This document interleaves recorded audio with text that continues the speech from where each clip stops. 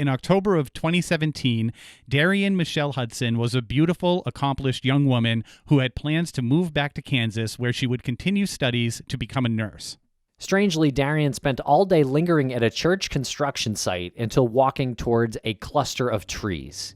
She has never been seen since.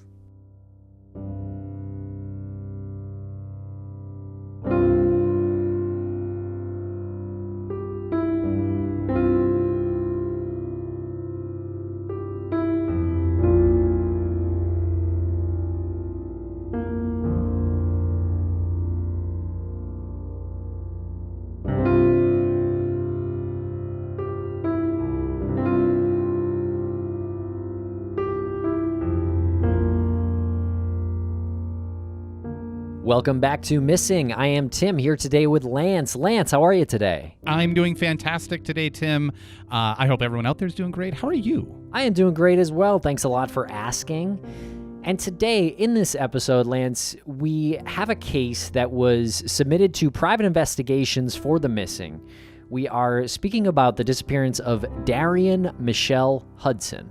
Yeah, Darian Michelle Hudson was 23 years old when she went missing, so that would make her 26 today, 5 foot 3 inches, about 120 pounds. She's an African American with black hair and brown eyes and missing from Stillwater, Oklahoma, and described as an accomplished, beautiful young woman, and I can't agree with more. It's truly a tragic disappearance, a tragic mystery, and hopefully what we're doing right now helps to bring some answers. Absolutely. It is a really mysterious case, and our coworker Jennifer Amell joins us in this conversation, Lance, to sort of break down the facts surrounding her mysterious disappearance. And in addition to the media coverage that Darian is receiving, her face and her details were also placed on what they're calling the cold case playing card deck, and that is essentially playing cards that are distributed to prisoners in prison in hopes of generating new leads for these disappearances, these unsolved cases. So hopefully something comes of that. Absolutely. I love it when they do that kind of thing, Lance. And if you have any information, any credible information about Darian's whereabouts, please contact Detective Mary Callison at 405-742-8357, and you can remain anonymous. And that's taken right from missingdarianhudson.com. And Lance, before we discuss Darian's disappearance any further, we just want to tell our listeners about our new subscription service where we are offering ad-free episodes, some early releases, a behind-the-scenes look at how things work here at Missing, and our opinions on the cases. Yes, we're really excited about this because while we deliver the information and the facts about these disappearances on the Missing public feed, we often have conversations that are off the air, just our theories. What would be the most likely scenario? What would possibly put somebody in a position where they would end up disappearing? And a lot of that stuff we don't put out to the public because we never want to stoke the flames of speculation.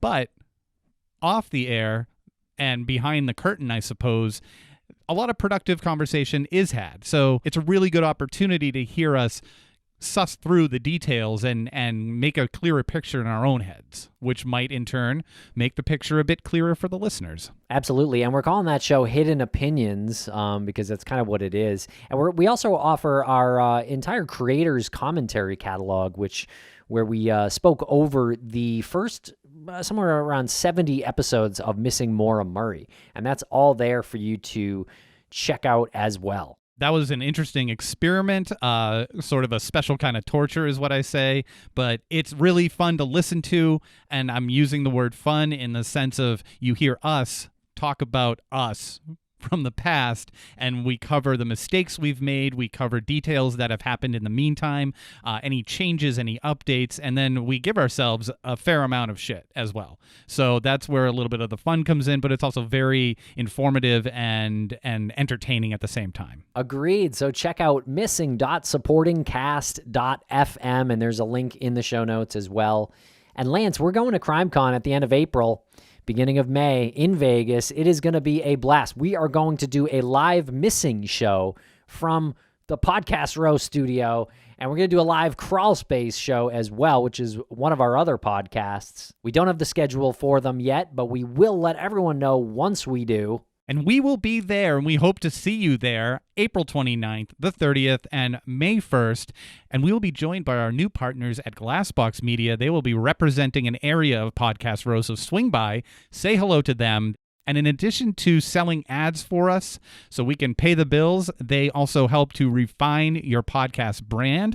Again, swing by Podcast Row, check them out, say hi to us, and check out the shows that are on their network. And Tim, tell the listeners what they win. They've won 10% off their standard badge when they check out using promo code Crawlspace at crimecon.com. We will see you there in Las Vegas. I can't wait. I can't either. All right, everybody. Thanks a lot for listening. And we're going to play a quick commercial break here, and then we'll be right back with Jennifer Amell to break down Darian Hudson's mysterious disappearance. Please follow us on social media at MissingCSM, and make sure to check out Private Investigations for the Missing at investigationsforthemissing.org.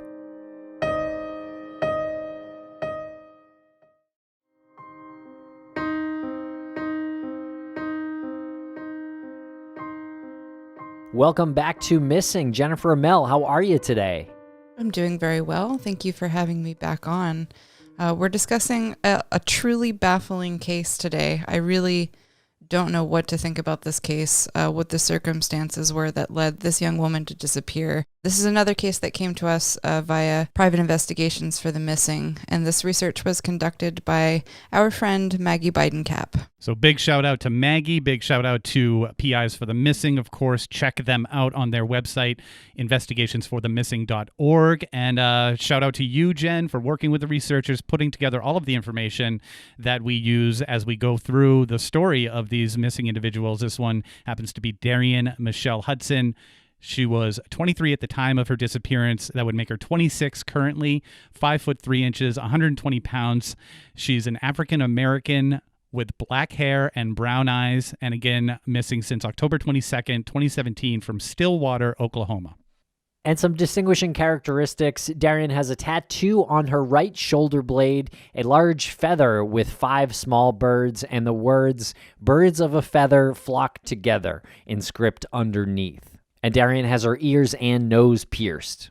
It also appears in some photos that Darian might have a cartilage piercing, but this wasn't reported in any of the sites we looked at. Usually Charlie Project lists piercings, tattoos, that sort of thing. It does appear that she has a piercing like that, but yeah, not totally sure. And Darian's mother, Stephanie, has been pretty vocal out there. She described to Dateline some of Darian's characteristics. She said if you were having a bad day, Darian would change that. She would just flash that smile of hers or say something funny. She has this big heart that shone through her smile. And well, she was, and then she kind of peters off. She is the light of our lives. And these pictures that we look at of Darian as we go through this information, she does have this radiant smile. And she does have this look in her eye that, like her mom said, comes through with the smile. Like this happiness seems to come through. This energy seems to come through. Absolutely.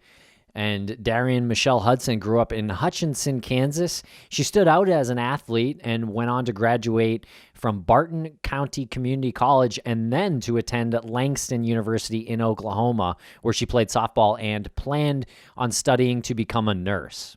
I do want to say something about her mother, Stephanie, though.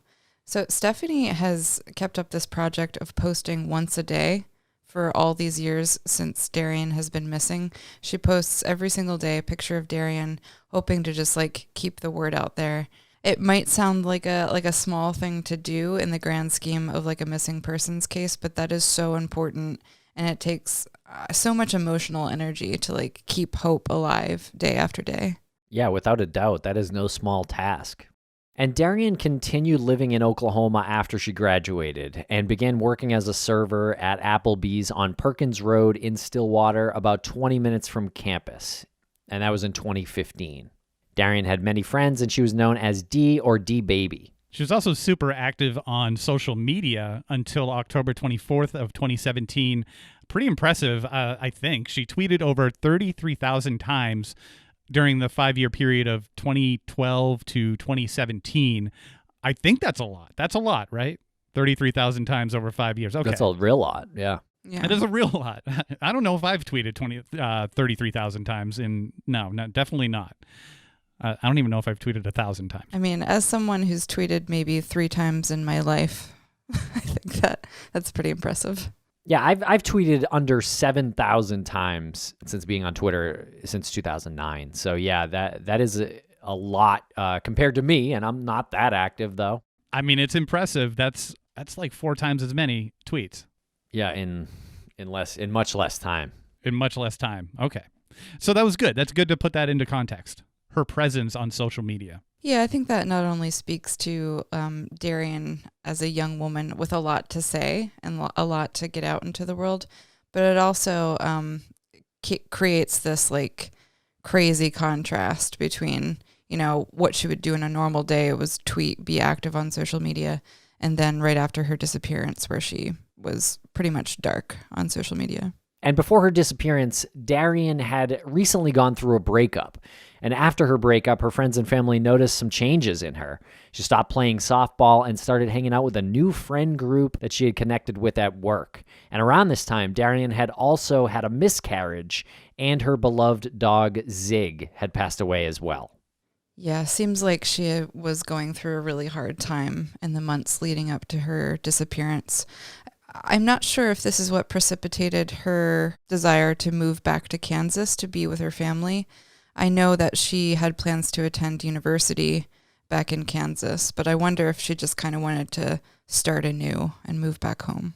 Well, I'm very interested in this because when we do any coverage on Maura Murray's disappearance, we always see that narrative of things were spiraling out of control in her life, and she needed to get away, and she couldn't handle the pressure, and things just seemed like they were going to boil over, which I'm so on the fence about. Like, I feel like just because you're a young woman in your 20s doesn't mean that a couple of things happen and you just go completely off the grid and you just, you can't take it anymore. But I also can identify that I am, while devastatingly handsome in my 40s, a male who doesn't have the direct perspective of a female in her 20s. I could be speaking from context that I'm not aware of. So, Jen, I don't know. Like, I understand a miscarriage is bad. I understand that could be devastating, and I understand that the dog passing away and the breakup. But to the best that you can you take me through like the breakdown of like how your mind would play out? Like, I need to get away and maybe never come back. Is this criteria enough to do that? I mean, it's hard to speak for all young women and what Darian's specific state of mind would have been at the time. I imagine, I've never had a miscarriage myself, but I know that can wreak emotional havoc on you. I've definitely heard from other young women that it's like a really life-changing thing to go through. As far as a breakup and her dog dying, while that's really sad, it seems like kind of normal things to go through. In my experience, like being a teenage girl, like these things would be really difficult to deal with and like very, very dramatic, and you might feel like you want to upheave your entire life. But this young woman had been to college. She had future plans to become a nurse. She was athletic. She was outgoing. She had lots of friends. I don't see this as really giving her any incentive to just like cut and run from her life, if that makes any sense. Yeah, that totally makes sense. And while we're all individuals and we can't speak directly to her situation, we try to get as close to, I guess, the reality of human nature and the situation that we can. Yeah. And of course, we don't really know if Darian was suffering from any kind of mental health issues. I know sometimes pregnancy can lead to, exacerbation of depression symptoms, that sort of thing. So maybe Darian was dealing with something like that. So now into the narrative of Darian's disappearance. She went missing the week of October 22nd in 2017. She last spoke with her family on October 21st of 2017, which is the day before, and she told them that she wanted to enroll in nursing school and move home to Wichita, Kansas. And Darian's mom, Stephanie, said that they had made plans to come pick her up the following weekend, which was October 27th through the 29th of 2017. And she does not show up to work on the 22nd, which was unlike her. And her last tweet from her account was timed at 10:18 a.m. on October 24th. Is there any information on what that tweet was? Any context on that?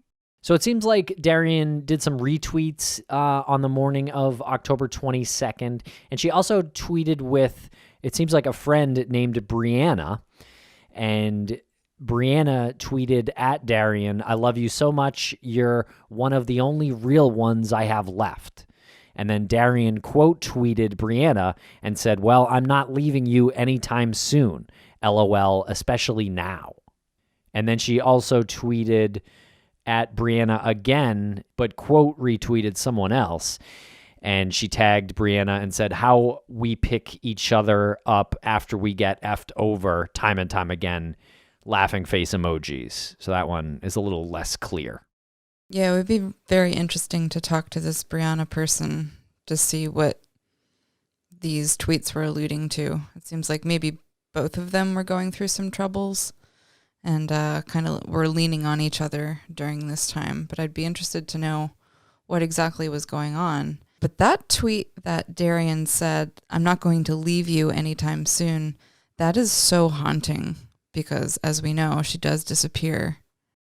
Yeah, definitely a haunting social media post. I wish we had more understanding of what she meant with those tweets. Yeah, totally, because on the 25th, this is the day after that last tweet from Darian, Stephanie, Darian's mother, was contacted by a bunch of Darian's friends saying they couldn't get in contact with Darian. Right, and this was after she had not shown up for work a few days before, that she's still tweeting, and she's got friends who work there. So it does seem odd. Seems like she should have been at work, or that some of her friends from work should have known why she wasn't going to be there. So that brings us to October 26th, where Darian's parents drive to Stillwater, where they attempted to file a police report. They told they couldn't file the report until she'd been known to be missing for 48 hours. So her parents then canvassed the neighborhood and went to Darian's apartment, where the door is open, the light is on, the dishes are in the sink, there's no sign of foul play,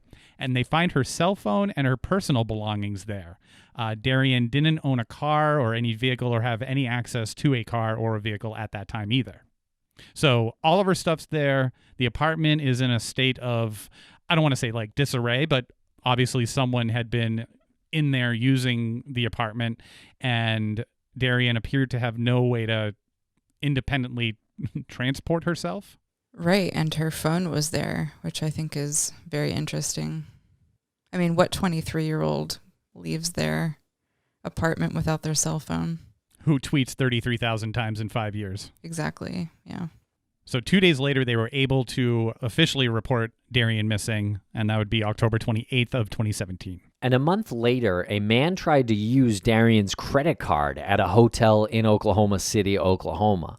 And the police are alerted, and they tracked a man down who said that he stole the purse from a construction site that he was working on. He claims he saw the purse hanging from a drainage pipe. Yeah, this story gets a little strange as we move along in this story. But it seems the police don't consider this man a suspect in any way, that he just saw the opportunity to like take some money and maybe had no idea who Darian was and, you know, had nothing to do with her disappearance. And this construction site, this was the place where we mentioned at the top of the show where she was looking at the construction and then walking towards that group of trees, and the church is the St. Francis Xavier Catholic Church, and it was being built at McElroy Road and Country Club Road, and the construction site was about 3 minutes from Darian's apartment by car and about a 25-minute walk if you were to use Country Club Road. So by all accounts, she either got a ride that's unaccounted for, or she walked 25 minutes to this construction site for whatever reason and then wandered into this group of trees. I just want to be clear about how we find out information in this case. So, like, Darian goes missing, and the police have absolutely no leads. They find out that her apartment is abandoned, her cell phone's there, and then a month after her disappearance, or her reported disappearance, that's when they discover that this man had used Darian's credit card. And only then did they realize that she was at this construction site. So more than a month has passed since her disappearance by the time they find out where Darian was last seen at this church construction site. And the police spoke with several workers who claimed to have seen a woman matching Darian's description at the construction site on October 26th, 2017. And she was seen in a wooded area just south of the church, sitting down. So they spoke with several workers, but were they able to track down all of the contractors and subcontractors who were working at the construction site? I can imagine that's going to be numerous in the, perhaps hundreds of people. Actually, the police said it was virtually impossible to track down all the contractors and subcontractors who had worked on the construction site due to poor record keeping. Yeah, I know a lot of the times, like if you have a large construction project, you'll pick up like day laborers who aren't necessarily on the books. And if they are, they don't have to like give their name. It's just like paid bricklayer X amount of dollars. It's not like they're employees and you have their social security number. So I imagine, yeah, that would be quite hard for the police to track everybody down who was there. Looks like a pretty big construction site, too. We've seen some pictures from Google Earth, some trailers, and a lot of cars. So a lot of people working on the site. Was she known to attend church at all? I'm just wondering what the appeal was of this construction site. I'm not sure, but I don't think she attended that church because it was being built. That was what the construction project was. So it seems like she kind of just wandered down that way. Yeah, I think this site might have some importance. Like, why would Darian be here?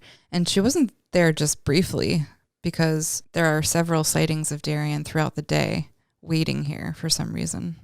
And the police did speak to someone named Steve Edmondson, who was working as part of the crew, and he said that he asked Darian if she needed help, but he said that, quote, "She just looked at me like, please don't call the cops or something," end quote. And Dateline reports that one worker told police she, quote, "had a blank stare and did not engage with anyone," end quote. That part also kind of reminds me of Maura Murray.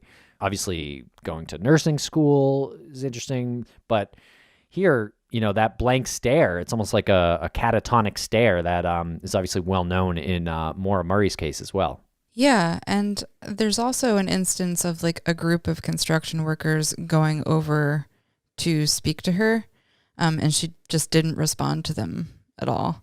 I mean, as a young woman, and like if there's a big group of men approaching you, I imagine it might be a little bit frightening, but like what must she have looked like sitting there all the day long to make all of these people go up and ask her if she was okay?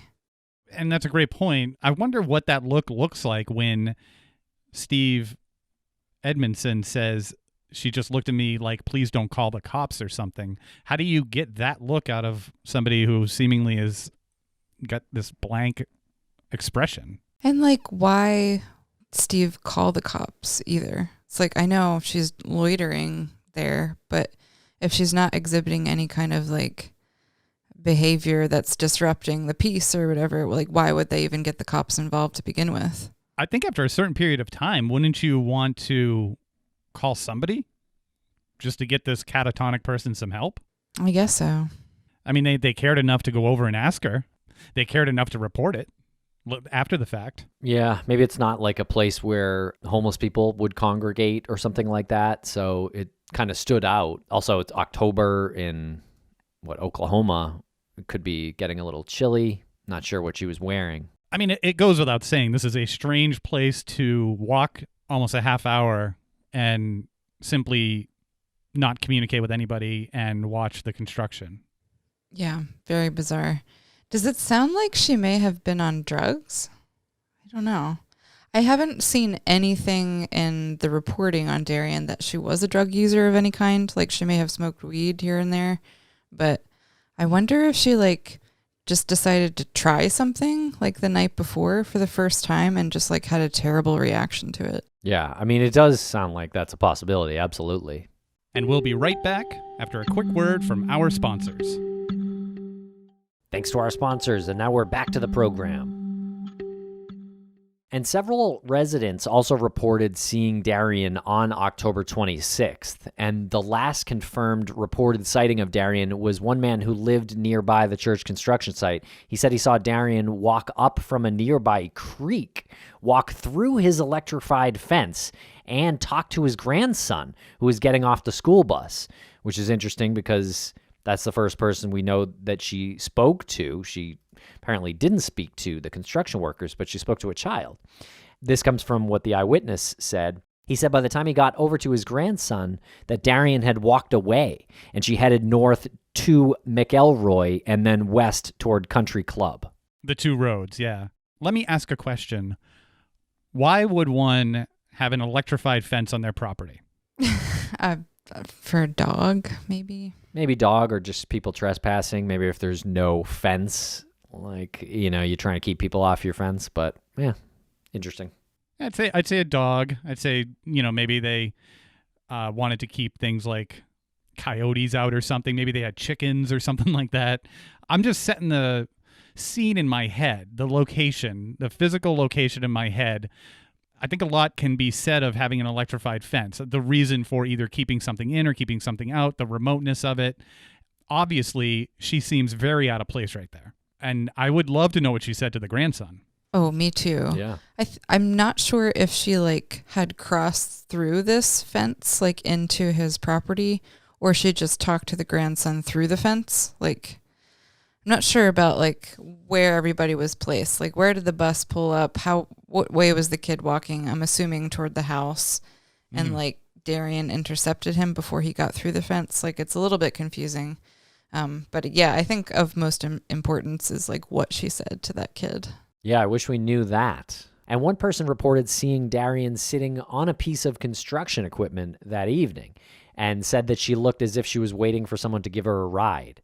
But this sighting is actually unconfirmed. Yeah, so let's think about the timeline here. I'm not sure exactly when I guess the construction workers would be working pretty early in the day because it gets a bit hot or whatever. And then when she speaks to the grandson, this is when kids get out of school. So 3:30, 4? Yeah, 2:30. Also, she was tweeting that morning, right? And then didn't bring her phone with her on, I guess, a walk down there. So basically Darian goes dark on social media and doesn't speak to any of her friends from the 24th onward. And the only sightings we have of her is at this construction site on the 26th. And then she disappears. Nobody sees her. So I wonder what was going on the day of the 25th for Darian. And it was that same day that the unconfirmed sighting came in, right? The 26th. Yes. And it says later that evening on that report, so I don't know if that eyewitness report is accurate or not, but it does kind of sound like she was there almost, the whole day or at least several daylight hours, stretching into what seems to be getting closer to dusk or potentially, darkness. Yeah. Very interesting question that you raised, though, about what happened the day before. Because you have the 24th where she doesn't post anything on social media after a certain time, and then 25th is nothing. This is the 26th, so yeah. Right. I mean, I imagine that would be the first thing that law enforcement would do, would try to piece together a timeline for where Darian had gone, who she had seen, who she spoke with. But as far as the public knows, and as far as we know, we don't have any information for what happened on the 25th. Her apartment was unlocked, dishes in the sink. She had her purse, which she left or somebody left at the construction site, but she didn't put her cell phone in her purse. Right. If she was waiting for a ride, if someone had said, meet me at this construction site, I think one of the first things that you would take with you is your cell phone. Right, unless you left in a rush. Her apartment door was unlocked. The light was on. She left her phone. That seems to me like she just was not in her right mind when she left, or it was a rush out of the apartment. Mm-hmm. Yeah, it's still hard to imagine just not bringing your phone, though. Rush or, not thinking straight. Well, good point, because if she's rushing out, she grabbed her purse. Mm-hmm. There was an instinct to grab something, and somebody, again, who's been so active on social media, I mean, her life is through her phone. Yeah, and she's right down the street. She could have walked back. She apparently didn't need her keys because the door was still open. Like, she could have retrieved her phone in the time that she was apparently waiting there at the construction site. Yeah. And if you're meeting somebody, I'm just thinking about people theorizing that she was at the construction site to meet someone.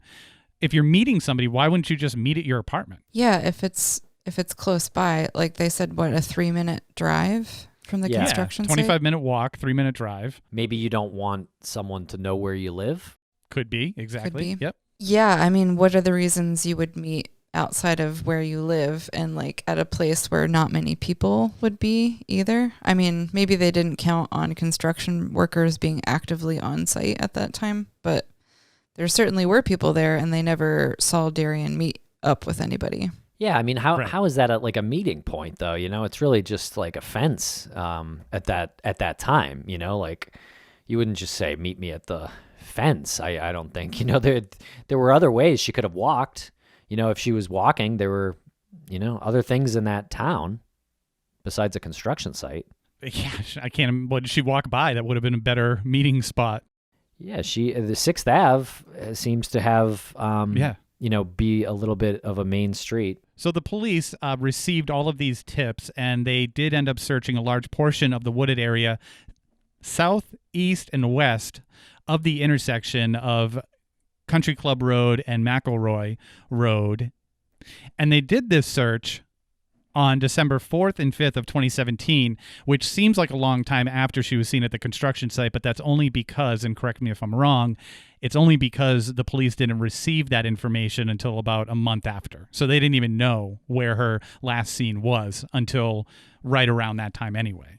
Yeah, because like after like a month had elapsed after her missing person report was filed, that's when they got a ping on her bank card that guy in Oklahoma City was using. And only through that information did they find out that Darian was last seen at this construction site. So yeah, it does seem like it's a long time to wait before searching, but they didn't know to search there until this point. And the search does turn up Darian's wallet, which contains her ID card, her sweatshirt, but it's not clear where on the property that the items were found, and this apparently is the only sign of Darian that's connected to the search area.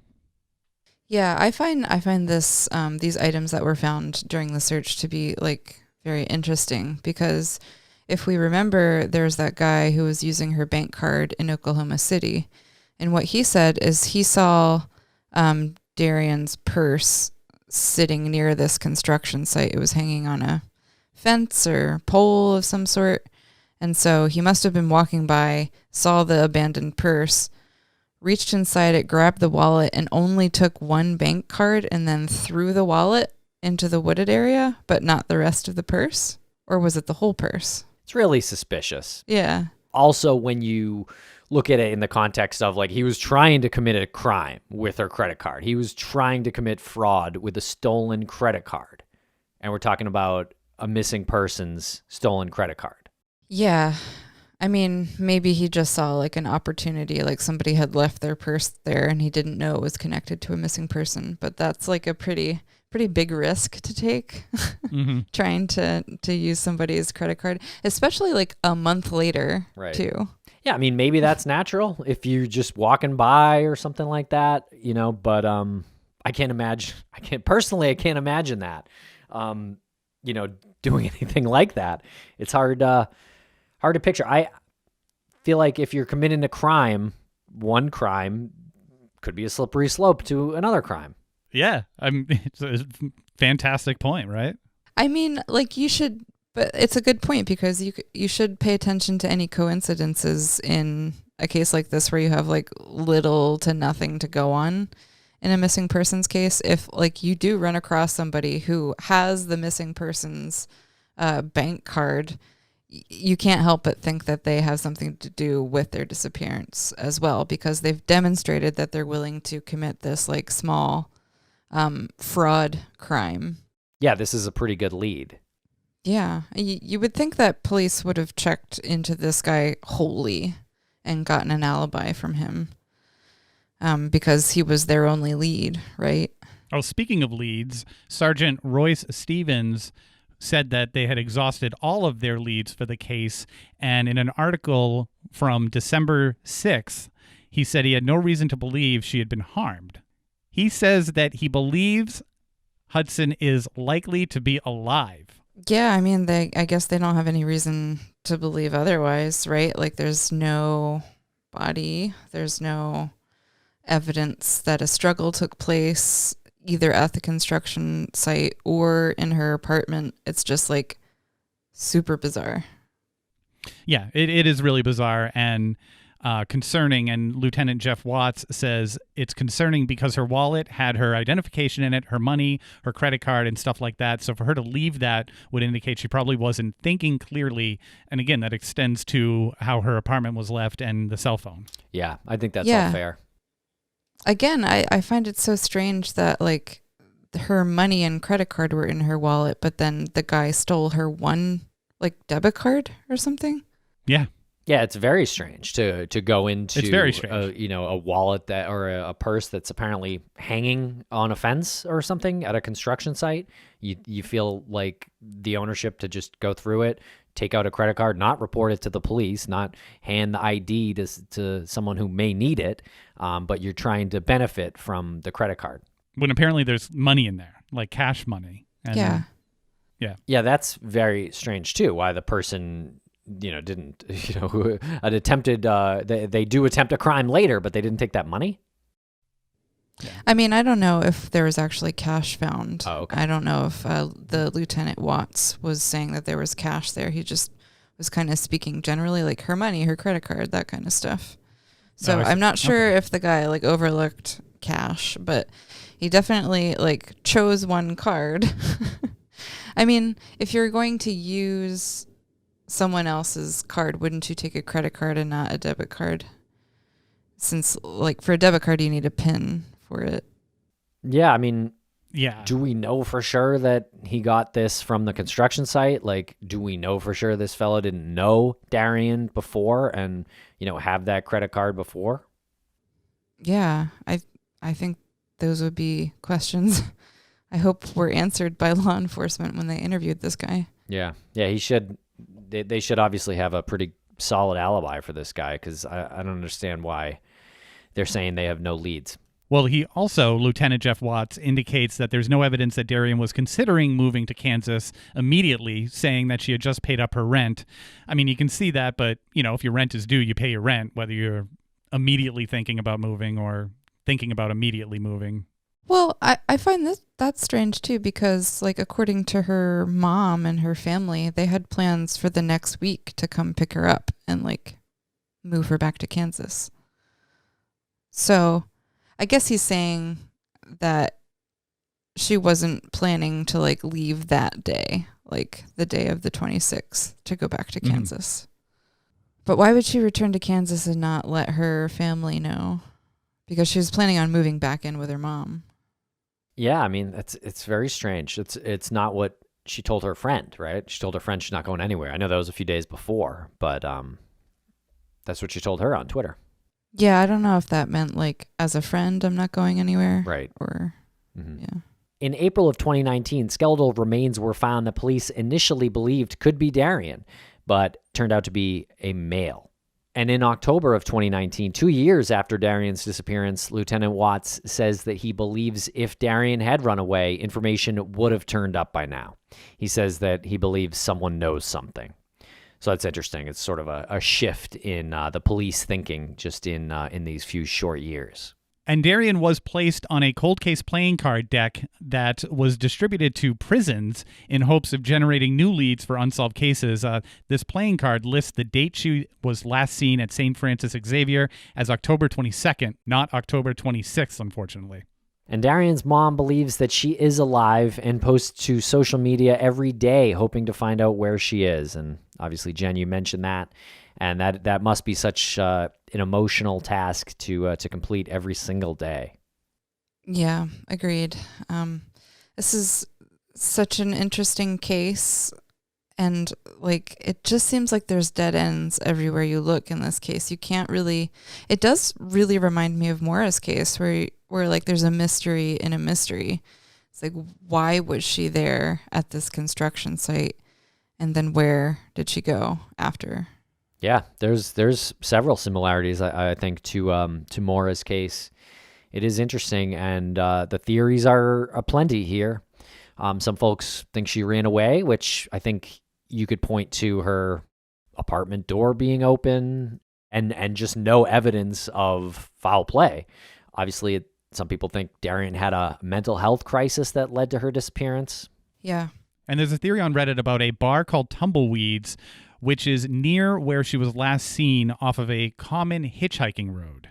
That's interesting because we don't really know. She was last seen walking into that grouping of trees, perhaps in the direction of this bar. So if she went to that bar to grab a drink or, whatever, and then hitched a ride, that's, I guess, a possibility, right? If it's like a common place where people would pick up rides. It actually seems like a pretty popular spot.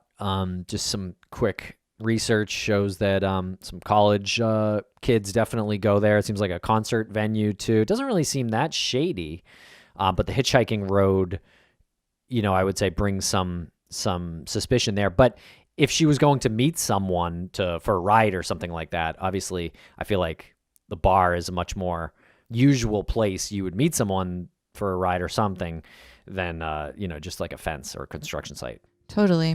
If she was like going to this bar to kind of get out of the elements or whatever, she left her purse behind. She left all of her money behind. Yeah, so she probably wouldn't have gotten in, potentially. Yeah, her ID, so strange. Looks like the distance that she walked from her apartment to the construction site is pretty similar to the distance that she would have walked from the construction site to Tumbleweeds. So that's an additional 25 to 30 minute walk, and it looks pretty much like due north. Based on the eyewitness, that guy who lived near the construction site, when she walked away from his grandson, she was heading north. So maybe that's where that theory kind of originates. Like, what is north of this site? And it's Tumbleweeds, I guess. And Jen, do you have the contact information for anyone with tips on Darian's disappearance? Yeah, I mean, as always, we're hoping for some kind of tip, some kind of lead that would break this case open and we can locate Darian again. I know her family is really hoping for something to come through. It's been so long and they just need closure. But if you have any information about Darian Hudson's disappearance, you can reach out to the Stillwater Police Department, and their number is 405-742-8357. And you can also submit a tip online at tips@osbi.ok.gov.